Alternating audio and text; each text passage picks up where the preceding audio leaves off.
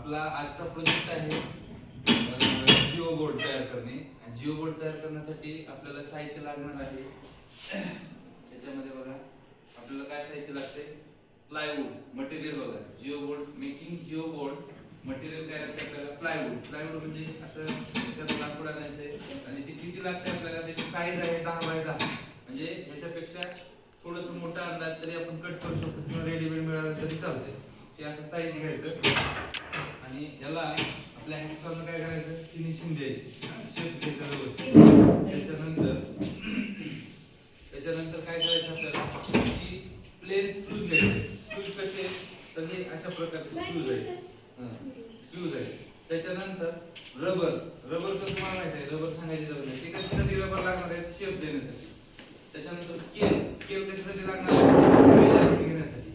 Measurement घेतल्यानंतर scale आपल्याला आखायचा आहे, म्हणजे त्याचे मार्किंग करण्यासाठी लागणार आहे आपल्याला. 16 म्हणजे 16 सेम पार्ट्स करायचे आपल्याला, इक्वल पार्ट्स करायचे. त्याच्यानंतर हॅमर लागतं. हॅमर कशाला, ते जे तुमचे स्क्रू आहेत खिळे ते फिक्स करण्यासाठी.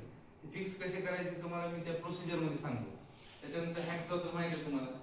Bench fixer. बेंच फिक्सर म्हणजे हे असं आहे, बेंच फिक्सर.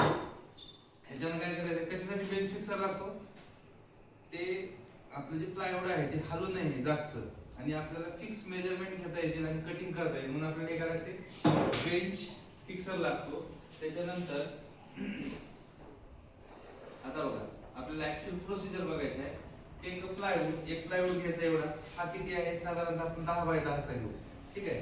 त्याच्यानंतर त्याची साईज पण दिलेली आहे आपण 10 बाय 10. त्याच्यानंतर डिवाइड इंटू 16 इक्वल पार्ट्स. म्हणजे आपल्याला ते हे असे मेजरमेंट घेऊन आहे का नाही, असे डिवाइड करायचे आपल्याला 4. 1 2 3 4 असे 4. इकडे पण 4. मग आपण ते करायचं. ठीक आहे. त्याच्यानंतर बघा मार्क द सेंटर. आता बघा इथं आपण काय केलेलं आहे, हे पूर्ण चौकोन घेतलेलं आहे आणि त्याच्यामध्ये हे आपले 1 2 3 4 तसेच खाली पण 4 म्हणजे असे टोटल किती झाले 16 पार्ट्स.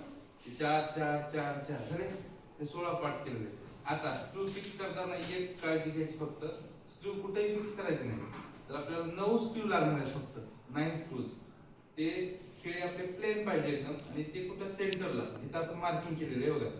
1 हे 2 हे 3 हे 4 5 6 7 8 9 असे 9 ठिकाणी सेंटरला आपण काय केलेलं, फिक्स केलेलं आहे. कशामुळे, आता बघा तुम्हाला शेप तयार करता येतील. आता हा कुठला शेप आहे, रेक्टँगल आहे, आयत आहे. ठीक आहे. त्याच्यानंतर समजा मी जर हा केला तर हा काय झाला, पंचकोन झाला. ठीक आहे. आपल्याला ट्रायंगल पण करता येईल. ट्रायंगल कसं करू शकतो आपण बघा. आता बघा हा काय झाला, ट्रायंगल.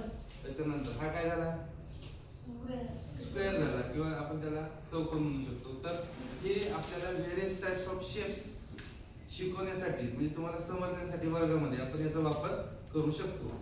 हे काय झालं, ह्याला म्हणायचं जिओ बोर्ड. काय म्हणायचं, जिओ बोर्ड. कळलं सगळ्यांना.